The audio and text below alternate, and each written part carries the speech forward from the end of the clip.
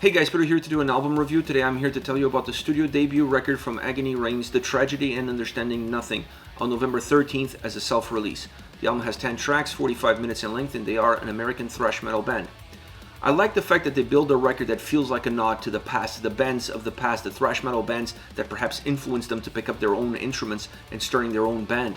It starts off with an intro. After that, you start to feel like the album is coming together as one, very cohesive, very balanced, very linear at times. But then the road that you're traveling on starts to become a little bit more blurry. They introduce an instrumental track as the second last track of the album, and then the last song on the record, which is the longest song, has its title from the title of the record itself. So when you look at all these three components, the intro, the instrumental track, and the closing track, all of these really allow this album to have a little bit of a throwback feel in the way it's constructed. But that throwback feel also gets transported into the way this record sounds. This is a very unpolished album. It's very gritty and very grimy. It feels like it came straight from the garage into the studio. Now, there's some genres that cannot get away with it, but thrash metal and death metal are two genres that definitely need a little bit of dirt to their sound, and this record has a lot of it. Now, if you come in expecting a thrash metal record through and through, you're gonna get some surprises down the line. I felt like the album morphed a little bit as you get deeper within it. It starts to take some other influences like death metal and even melodic death metal. This allows the record to be a little bit more diverse. It allows the record to expand itself and not feel as linear at times. I really like this ability to change or morph as you progress down the line. I think this is a record that showcases where the band started, where they've been, but perhaps more so where they're going.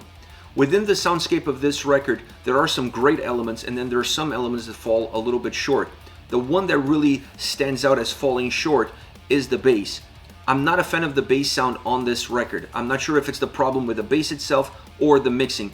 I feel it's more towards the mixing, because when the bass is layered in between everything else, when you feel like the bass is almost just a faint aroma within the guitars and drums and even vocals, it works well. It gives some definition to the sound. It allows the songs to be robust. It allows the songs to have a sense of purpose. When the bass pops up and jumps into the forefront and becomes a little bit more of an element that stands within its own spotlight, you start to realize that it has a sound that doesn't match everything else that is happening, is missing a little bit of definition, is missing a little bit of oomph. It's too light, it's too grimy. It needed to be a little bit dirtier, but it would needed to be heavier in that dirt. So you wanted the bass to create more of a partnership with the drums and how the drums are sounding in order for the album to be better grounded and therefore better defined. Because the drums do that job phenomenally from the first all the way to the last song. They never jump into the forefront, they never dominate the attention of the listener, but they play a very important role in compounding the sound and making the overall experience feel as robust as possible. And you want the bass to do exactly the same thing, but it doesn't do that. It actually hurts a little bit of the soundscape when it pops into the forefront. I almost wanted the bass to be as hidden as possible so you don't get that distraction everything you hear it, or every time you hear it coming all the way through in the mix. The guitars are very diverse in their approach. They have a little bit of power and volume to them, and they're definitely the ones that drive the experience within this album. And this is not to say that the guitars feel big or sound big, sung in and sung out. I actually felt like they were very diverse in the approach, but regardless of the sound that they're putting forward, regardless of the melody or heaviness that they're giving to these tracks, I always felt like they were the motor behind each and every single song, either pushing the songs forward, either driving the experience, or really creating an atmosphere that's important in order to allow some of these songs to stand out from the rest of the pack.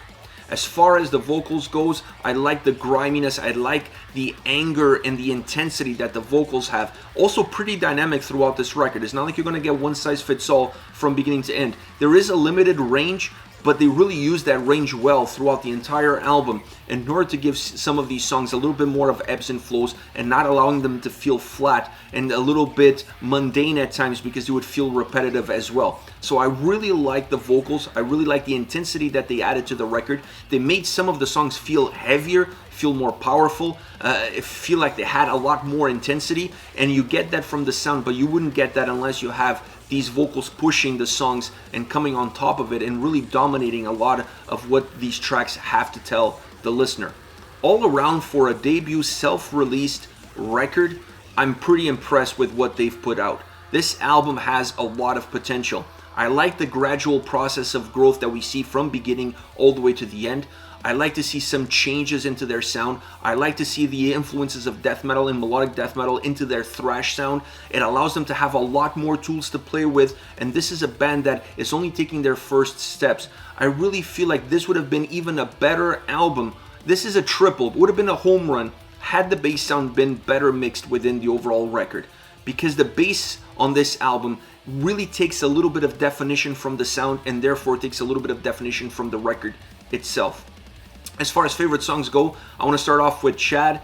The sound starts to build up from the get-go. This is a track that you just feel like there's this momentum, there's this intensity coming from the get-go all the way until it absolutely bursts in front of you, and then the track allows itself to be very aggressive and push itself through. Now, there are some breaks within this song. It's not like it's pedal to the metal from beginning to end, but the breaks allow the track to be more dynamic and not really stagnate at any given point.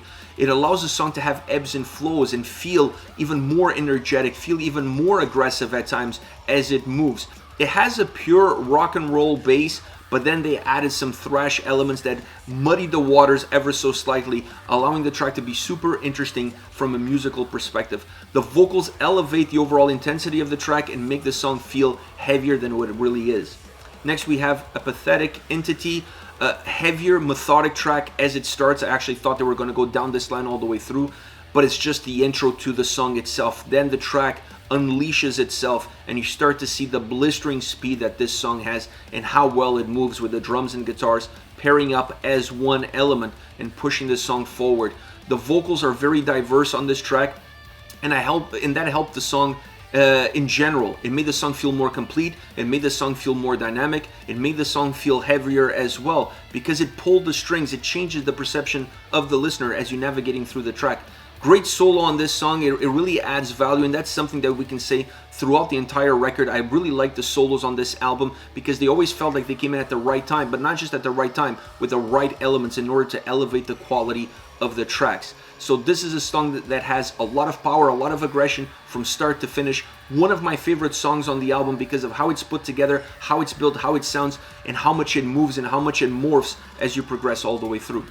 Last but not least, Zealot, heavy, melodic. You really navigate these two worlds with this song. This feels more like a melodic death metal track than it does a thrash metal song. So it has a lot more of that death metal influence into its sound, and you see that in the melodic side of the track, and then how the melodic side merges in with a more intense and aggressive side. So it's a song that tries to walk these two worlds, but it always tries to go more towards one or the other. It tries to stay in the middle, but it never really does. It's a song that always picks a side, and as it moves along, you start to see one or the other coming in. The more melancholic melodic side really has an impact in the overall atmosphere of the track. This is a song that has a heavy, somber atmosphere that's undeniable, and the heaviness that it has allows that atmosphere at times to dissipate, and when that heaviness goes away, the atmosphere takes over and the song feels super dark and heavy from that perspective. This is it. Agony reigns, The Tragedy and Understanding Nothing. Self-release November 13th. Let me know your thoughts on the band, on the singles. Use the comment section below. I'll be reading those and getting back to you. Take care, guys.